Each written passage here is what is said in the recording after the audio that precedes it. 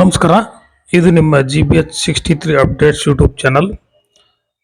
ಈ ಗ್ರಾಮದಲ್ಲಿ ಪ್ರತಿಷ್ಠಾಪನೆಗೊಳ್ಳುವ ದೇವಸ್ಥಾನ ಕರಿಗಲ್ಲು ಕೇವಲ ದುಷ್ಟಗುಣ ಸಂಹಾರಕವಾಗಿರದೆ ಜನರ ರಕ್ಷಣೆಯ ಕವಚವಾಗಿದೆ ಎಂದು ಹರಿಹರ ಪಂಚಮಸಾಲಿ ಮಠದ ವಚನಾನಂದ ಸ್ವಾಮೀಜಿ ಹೇಳಿದರು. ಹರಪಳ್ಳಿ ತಾಲೂಕಿನ ಹಿರೇಮೇಗಳಿಗೆರೆ ಗ್ರಾಮದಲ್ಲಿ ಶುಕ್ರವಾರ ಶ್ರೀ ಆಂಜನೇಯ ಸ್ವಾಮಿ ದೇವಸ್ಥಾನ ಗೋಪುರ ಕಳಸಾರೋಹಣ ಹಾಗೂ ಕರಿಗಲ್ಲು ಪ್ರಾಣ ಪ್ರತಿಷ್ಠಾಪನೆಯ ಸಾನ್ನಿಧ್ಯ ವಹಿಸಿ ಅವರು ಆಶೀರ್ವಚನ ನೀಡಿದರು. ಮನುಷ್ಯನ ಆರೋಗ್ಯವಂತ ದೇಹಕ್ಕೆ ದಶವಾಯುಗಳು ಸಹಕಾರಿಯಾಗಿದ್ದು, ಪ್ರಾಣದೇವರಾದ ಆಂಜನೇಯ ಸ್ವಾಮಿಯನ್ನು ಪ್ರಾರ್ಥಿಸಿದರೆ ಎಲ್ಲ ಕಂಟಕಗಳು ದೂರವಾಗಲಿದೆ. ಶತಮಾನಗಳ ಹಿಂದೆಯೇ ಬಸವಣ್ಣನವರು ಜಾತ್ಯತೀತ ಪ್ರತೀಕವಾಗಿ ಅನುಭವ ಮಂಟಪ ಸ್ಥಾಪನೆ ಮಾಡಿದ್ದರು. ಆ ಕಾಲದಲ್ಲಿಯೇ ಮಹಿಳೆಯರಿಗೆ 50% ಮೀಸಲಾತಿ ನೀಡಲಾಗಿತ್ತು ಎಂದರು.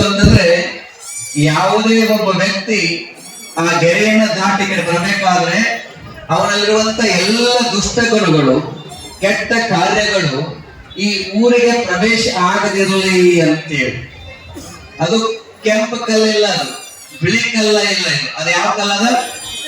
ಕರಿಕಲ್ಲು. ಅದಕ್ಕೆ ನಿಮ್ಮ ಮಕ್ಕಳು ಎಷ್ಟೇ ಮುದ್ದಾಗಿದ್ರು ಎಲ್ಲ ಅಲಂಕಾರ ಮಾಡಿ ಕೊನೆಗೆ ಏನ್ ಮಾಡ್ತಾರೆ? ಬಂದು ಏನ್ ಇಡ್ತೀನಿ? ಕಾಡಿಗೆ ಇಡ್ತೀನಿ. ಯಾಕೆ ಅಂದ್ರೆ ಆ ಯಾರೇ ಮಗುವನ್ನು ನೋಡಿದ್ರು ಆ ದೃಷ್ಟಿ ಅದು ಎಳ್ಕೊಳ್ಳಿ ಅಂತ. ಅದಕ್ಕೆ ನಮ್ಮ ಲಿಂಗಾಯತರು, ವೀರಶೈವರು ನಾವು ಯಾವತ್ತು ಕೊಳ್ಳಲಿ ಲಿಂಗವನ್ನು ಧರಿಸ್ತೇವೆ. ಆ ಲಿಂಗ ಯಾವ ಬಣ್ಣದಿರ್ತದೆ? ಕಪ್ಪಾಗಿರ್ತದೆ. ನಮ್ಮ ಎಲ್ಲ ದೃಷ್ಟಿಗಳು ಯಾರು ಲಿಂಗವನ್ನು ಧರಿಸ್ತಾರೆ ಅವರಿಗೆ ಯಾರು ಕೂಡ ಮಾಟ ಆಗಲಿ ಮಂತ್ರ ಆಗಲಿ ಮಾಡ್ಲಿಕ್ಕೆ ಆಗೋದಿಲ್ಲ. ಯಾಕಂದ್ರೆ ಲಿಂಗದೊಳಗೆ ಅಷ್ಟೊಂದು ಅದ್ಭುತವಾಗಿರುವಂತಹ ಶಕ್ತಿ ಇದೆ. ಆ ಹಿನ್ನೆಲೆಯಲ್ಲಿ ಆ ಕರಿಗಳನ್ನ ಸ್ಥಾಪನೆ ಮಾಡೋದ್ರಿಂದ ಜೊತೆಗೆ ಇಲ್ಲೊಂದು ಪಾದಗಟ್ಟೆ ಅಂತಿದೆ. ನಾವು ಆರಂಭ ವೇದಿಕೆ ಆರಂಭವಾದಾಗ ಒಂದು 4 ಜನ ಹೆಣ್ಮಕ್ಳು ಬಂದು ಇದನ್ನ ಪಾದಗಟ್ಟೆಯನ್ನ ಪೂಜೆ ಮಾಡ್ತಾ ಇದ್ರು. ಜೊತೆಗೆ ಹನುಮಂತ, ಅವನಿಗೆ ಆಂಜನೇಯ ಅಂತಾರೆ, ಅಂಜನಿ ಪುತ್ರ ಅಂತಾರೆ. ಇದೇ ಕರ್ನಾಟಕದಲ್ಲಿ ಅಂಜನಾದ್ರಿಯಲ್ಲಿ ಹುಟ್ಟಿರುವಂತಹ ಆಂಜನೇಯ ಇವತ್ತು ಆ ಆಂಜನೇಯನಿಗೆ ಕಳಸಾರೋಹಣವನ್ನ ಮಾಡುವಂತ ಈ ಆ ಮೂರ್ತಿಗೂ ಮತ್ತು ಕಳಸಾರೋಹಣವನ್ನ ಮಾಡುವಾಗ ಒಂದು ಸೂತ್ರವನ್ನ ತೆಗೆದುಕೊಂಡು ಹೋಗ್ತಾರೆ. ಆ ಸೂತ್ರ, ಅದಕ್ಕೆ ನಾವೆಲ್ಲ ಇದ್ರು ಸುಮ್ಮನೆ ಆ ಕಳಶವನ್ನ ನೋಡಿದ್ರೆ ಸಾಕು, ಅಲ್ಲಿ ನಮಸ್ಕಾರ ಮಾಡಿದ್ರೆ ನೇರವಾಗಿ ಆ ದೇವರಿಗೆ ನಮ್ಮ ಭಕ್ತಿ ಸಮರ್ಪಣೆ ಆಗುತ್ತೆ. ಆ ಹಿನ್ನೆಲೆಯಲ್ಲಿ ಆಂಜನೇಯಗೆ ಇನ್ನೊಂದು ದೊಡ್ಡ ಶಕ್ತಿ ಅಂತಂದ್ರೆ ಅವನಿಗೆ ಪ್ರಾಣದೇವರು ಅಂತ. ಪ್ರಾಣದೇವರು ಅಂತ ನಾವೇನ ಈ ಶರೀರದಲ್ಲಿ ಎಲ್ಲ, ಆದ್ರೆ ನಮ್ಮ ಉಸಿರಿಲ್ಲ ಅಂತಂದ್ರೆ, ವಾಯು ಇಲ್ಲ ಅಂತಂದ್ರೆ ಇದಕ್ಕೆ ಬೆಲೆನೇ ಇಲ್ಲ. ಅದಕ್ಕೆ ಯಾರು ಆರೋಗ್ಯವಾಗಿರಬೇಕು, ಯಾರೆಲ್ಲ ಪ್ರಾಣಗಳು ನಮ್ಮ ಶರೀರದಲ್ಲಿ 10 ಪ್ರಾಣಗಳು, ದಶವಾಯು ಅಂತ. ಇಲ್ಲಿ ಪಕ್ಷ ಇಲ್ಲ, ಇಲ್ಲಿ ಯಾವುದೇ ಜಾತಿ ವರ್ಣ ವರ್ಗ ಇಲ್ಲವೇ ಇಲ್ಲ. ಇಲ್ಲೆಲ್ಲವೂ ಇದನ್ನ ನೋಡಿದ್ರೆ ಏನಾಗುತ್ತಂದ್ರೆ ಎಲ್ಲಾ ಮದ್ದವರು ಸೇರ್ಕೊಂಡು ಈಗ ಮಾಡ್ತಾ ಇದ್ದಾರೆ. ಇದೇ ಅನುಭವ ಮಂಟಪ.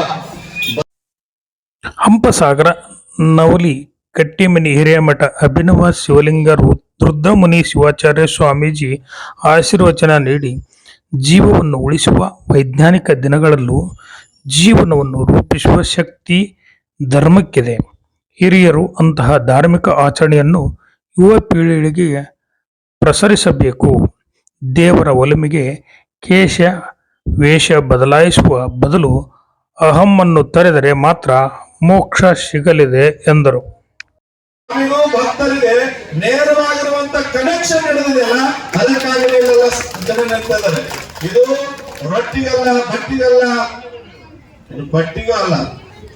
ಇದು ಯಾವುದಕ್ಕಿದೆ ಅಂತ ಕೇಳಿದ್ರೆ, ನಾವೆಲ್ಲರೂ ಈ ಪರಮಾತ್ಮನನ್ನ ಬಿಟ್ಟು ಬಂದಿರುವಂತ ಈ ಜೀವಾತ್ಮ ಪರಮಾತ್ಮನನ್ನ ಸೇರುವಂತ ಒಂದು ದಿವ್ಯವಾಗಿರುವಂತ ಜ್ಞಾನಾಮೃತವನ್ನ ಪಡೆದುಕೊಳ್ಳಿಕ್ಕೆ, ಮಾನವೀಯ ಮೌಲ್ಯಗಳನ್ನ ಕರುಣಿಸ್ಲಿಕ್ಕೆ ಇವತ್ತು ನೋಡಿ ಎಲ್ಲಾ ಜಾತಿ ಜನಾಂಗದವರು ನಾವಿಲ್ಲಿ ಸೇರಿದ್ವಿ. ಇಲ್ಲಿ ಭಿನ್ನ ಇಲ್ಲ, ಭೇದ ಇಲ್ಲ, ಯಾವುದೇ ರೀತಿ ಇರ್ತಕ್ಕಂಥ ಇದು ನಮ್ಮೂರು, ನನ್ನ ದೈವ, ನನ್ನ ನಾಡು ಎನ್ನುವಂತ ನಾವೆಲ್ಲ ಒಂದು ವಿಶ್ವವೇ ನನ್ನ ಬಂಧು ಎನ್ನುವಂತ ಸಂಸ್ಕೃತಿಯ ಮೇಲೆ ಇಲ್ಲಿ ನಿಂತಿದ್ದೀರಿ. ಆ ಕಾರಣಕ್ಕಾಗಿ ಇದಕ್ಕೆ ಜಗತ್ತಿನೊಳಗ ಈ ಶಕ್ತಿ ಯಾವುದಕ್ಕಿಲ್ಲ. ಇದು ರಕ್ತ ಸಂಬಂಧವನ್ನು ಮೀರಿದಂತ ಭಕ್ತಿಯ ಸಂಬಂಧ ಎನ್ನುವಂತದ್ದನ್ನ ನೀವೆಲ್ಲ ತಿಳ್ಕೋಬೇಕು. ಶಾಸಕಿ ಎಂಪಿ ಲತಾ ಮಲ್ಲಿಕಾರ್ಜುನ್ ಮಾತನಾಡಿ, ವಿಜಯನಗರ ಜಿಲ್ಲೆಯಲ್ಲಿ 57% ಮಳೆ ಕೊರತೆಯಿಂದ ತೀವ್ರ ಬರಗಾಲಕ್ಕೆ ತುತ್ತಾಗಿದೆ. ಅದರಲ್ಲೂ ಹರಪನಹಳ್ಳಿ ತಾಲೂಕಿನ ಸ್ಥಿತಿ ಶೋಚನೀಯ ಹಂತದಲ್ಲಿದೆ. ಆದ್ದರಿಂದ ಜಿಲ್ಲೆಯನ್ನು ಬರಗಾಲ ಘೋಷಣೆ ಮಾಡುವಂತೆ ಮುಖ್ಯಮಂತ್ರಿ ಅವರಿಗೆ ಮನವಿ ಮಾಡಲಾಗುವುದು. ಕ್ಷೇತ್ರದಲ್ಲಿ ಮುಂಗಾರು ಮಳೆ ಕೊರತೆಯಿಂದ ರೈತರು ಸಂಕಷ್ಟಕ್ಕೆ ಸಿಲುಕಿದ್ದಾರೆ. ಹಿಂಗಾರು ಉತ್ತಮವಾಗಿ ಮಳೆ ಸುರಿದು ಜನ ಜಾನುವಾರುಗಳ ದಾಹ ನೀಗುವಂತಾಗಲಿ ಎಂದರು.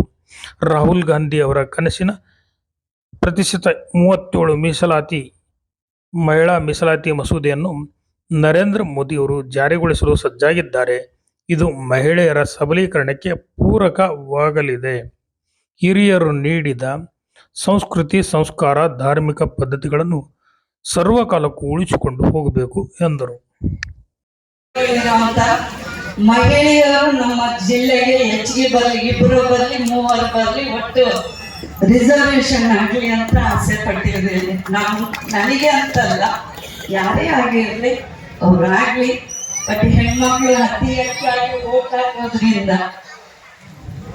ನಮಗೆ ಒಳ್ಳೆಯದು. ಡಿಸಿಷನ್ ತಗೊಳ್ಳೋದು ಇದನ್ನ ನಮಗೆ ಕೊಟ್ಟಿದ್ದು 33% ಮಹಿಳೆಯರು ಬರಬೇಕು ಅಂತ ಹೇಳಿ ಕನಸನ್ನು ಕಂಡಿರುವಂತ ನಮ್ಮ ಮಾಜಿ ಪ್ರಧಾನಿ, ಅತಿ ಚಿಕ್ಕ ವಯಸ್ಸಲ್ಲಿ ಪ್ರಧಾನಿಯಾಗಿರುವಂತ ನಮ್ಮ ರಾಜೀವ್ ಗಾಂಧಿ ಅವರು ಅದನ್ನು ಕನಸನ್ನು ಕಂಡಿದ್ರು.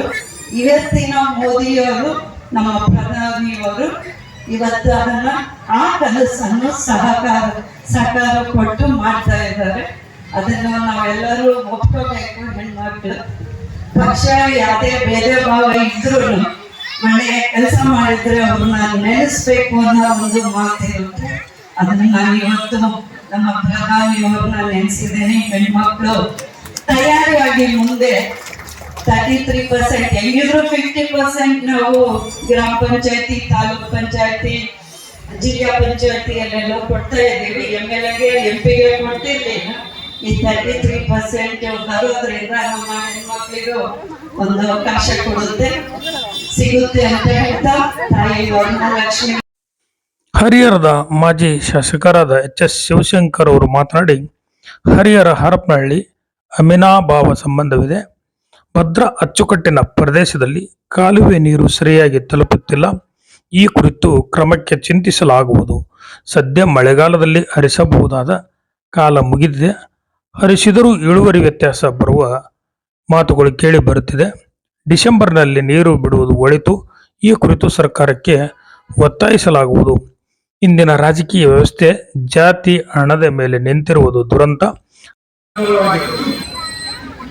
ಜನಪ್ರಿಯರಂತೆ ಗೆದ್ದಾಗ ಜನಪ್ರಿಯ ಅಂತ ಹೇಳಿ ಎಲ್ಲರೂ ಮಾತಿನಲ್ಲಿ ಎಲ್ಲರೂ ಹೊಗಳ್ತೀವಿ.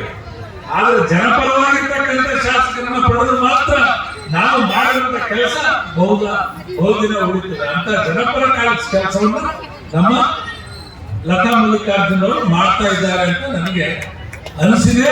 ಹೆಮ್ಮೆ ಜನರನ್ನು ನಾನು ಈ ಸಂದರ್ಭದಲ್ಲಿ ಬಯಸ್ತೇನೆ. ಇನ್ನು ಈ ದೇವಸ್ಥಾನದ ವಿಚಾರದಲ್ಲಿ ಸರ್ವರು ಸೇರಿ ನೀವು ಕೆಲಸ ಮಾಡಿದ್ದೀರಿ. ಸೇರಿ ದೇವಸ್ಥಾನದ ಕಾರ್ಯಕ್ರಮವನ್ನು ಬಹಳ ಚೆನ್ನಾಗಿ ಮಾಡಿದ್ದೀರಿ. ಇವತ್ತು ದೇವರ ಕೆಲಸ ಅಂದ್ರೆ ಅಷ್ಟು ಕೆಲಸ ಅಲ್ಲ. ದೇವರಿಗೆ ಶಕ್ತಿ ಇದೆಯೋ ಭಕ್ತರಿಗೂ ಅಷ್ಟೇ ಶಕ್ತಿ ಇದೆ.